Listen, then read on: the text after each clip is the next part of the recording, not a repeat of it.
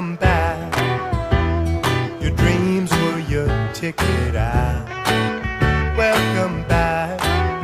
Welcome back to the channel, everyone. I'm Saladino. First thing I thought when I saw this picture of Lizzo and Jack Black and this cameo that they did in The Mandalorian, I was like, oh, she looks like Minnie Mouse. And I don't know if this is just Disney and Lucasfilms like punking their audience, like making fun of the audience somehow, because it's bad enough you have Lizzo as a cameo in The Mandalorian, which just recently The Mandalorian was considered the best that Disney Star Wars had done up to this point, and that it felt like genuine, like Star Wars, like it would fit in like old school Star Wars. So it's bad enough to have Lizzo, who's just like nobody, like, again, Lizzo is not popular with men or boys or anything. Lizzo is completely popular with wine-ons. Nobody cares about Lizzo, like, except for feminists on Twitter. And yet there's a cameo of her in a fucking Star Wars property. And it's hilarious because, like I said, she looks like Minnie Mouse. So at this point, I don't know if they think anyone who is supposed to be a fan of Star Wars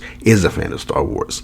And they probably just think typical Star Wars fan is a 40-something-year-old woman who drinks box wine. And when she sees Lizzo, sees her Minnie Mouse headpiece, she's going to be like, oh yeah, I need to take my nieces and nephews to Disneyland this summer or something. I don't know. And, that's like the shot, the cameo of Jack Black and Lizzo in The Mandalorian. It's like the shot / chaser to this news that there are 3 new Star Wars projects coming out. And instead of anybody being interested in them, anybody being excited, instead of any of them having anything to do with what Star Wars fans actually want, it's Dave Filoni doing Ahsoka, which I hear Ahsoka's great. I didn't see anything about Ahsoka, and I haven't watched any of The Mandalorian yet, so I don't know. I know that Filoni is obsessed with the character. He created the character, I guess, but he wants that to be the new Luke. And then James Mangold, who's currently done this Indiana Jones film that's probably going to destroy that franchise. They should put that to rest anyway. But so Mangold's supposedly going to do a Star Wars film. I have no interest in Mangold's Star Wars at all. And then they're bringing Rey back for some goddamn reason, even though toys don't sell. She's a very unpopular character. And then they don't even give the character the best as far as like a director goes or anything. Like they've hired some woman who is a documentary filmmaker who makes films about feminism and women being exploited in, third world countries and stuff like that. Like, that's not, if you're a Star Wars fan, back in the day, you wouldn't expect to hear a Canadian woman who made films about transgender people in Pakistan is now making a film, a big budget Star Wars film starring Rey. I don't know what's going on in society. But there's an overall sense that even beyond fantagonism, there's an overall sense of a certain level of pettiness. Like, I know that somebody like Perch, Comics by Perch, or even your boy Zach, will say something like, these corporations don't hate you, they're just doing business. But there's no way that you can look at how Star Wars has fallen over the years. There's no way that Disney sees how much money they lose with Marvel, how much money they're losing on Disney Plus, how the ratings have tanked on all these stories. Just like The Mandalorian, the ratings have tanked on that this season. There's no way to look at that and be like, oh yeah, this works just fine, and let's just keep going this way. They know the Rey toys didn't sell. They know the Rose Tico toys didn't sell. Rose Tico was just a stupidly designed character. And they know these characters are not selling.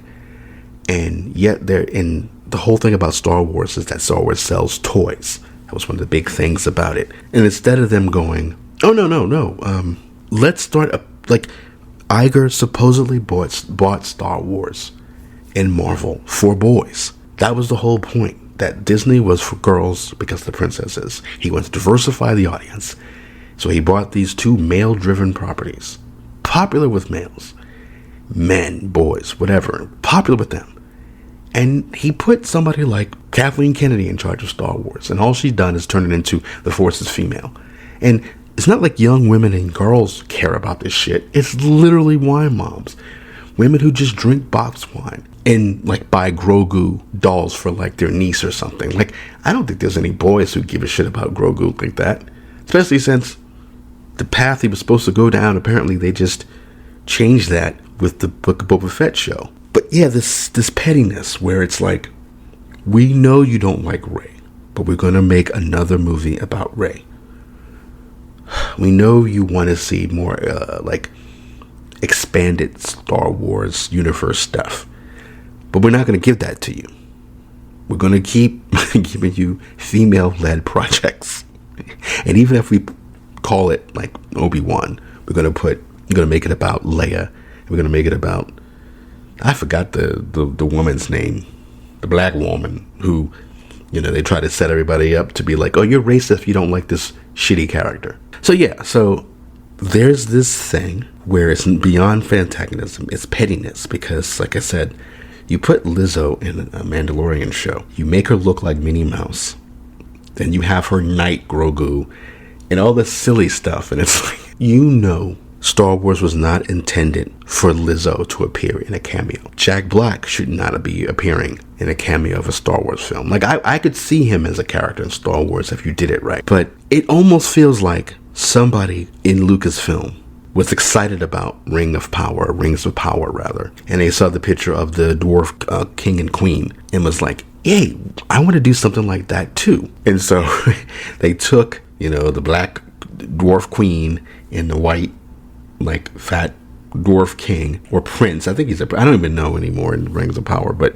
they took those two characters and they made their own version of it for Star Wars, just to be like solidarity with Rings of Power. It's they say Kathleen Kennedy is on her way out, but I don't know what the hell George Lucas and Steven Spielberg did to this woman, but I don't know. It's like, I don't know if they gave her like the Brandon Iron treatment or what, but she is not like she does not like either of these two properties. And it's, like I said, it's not just like you're doubling down and you're antagonizing fans. There's this pettiness where it's like, no, we know you don't like Rey, but we're still going to make a Rey film anyway. And we're not even going to give her an excellent director who's made like action or sci-fi and who could bring the best out of this character. No, we're going to hire a woman whose main interest is inequality for women.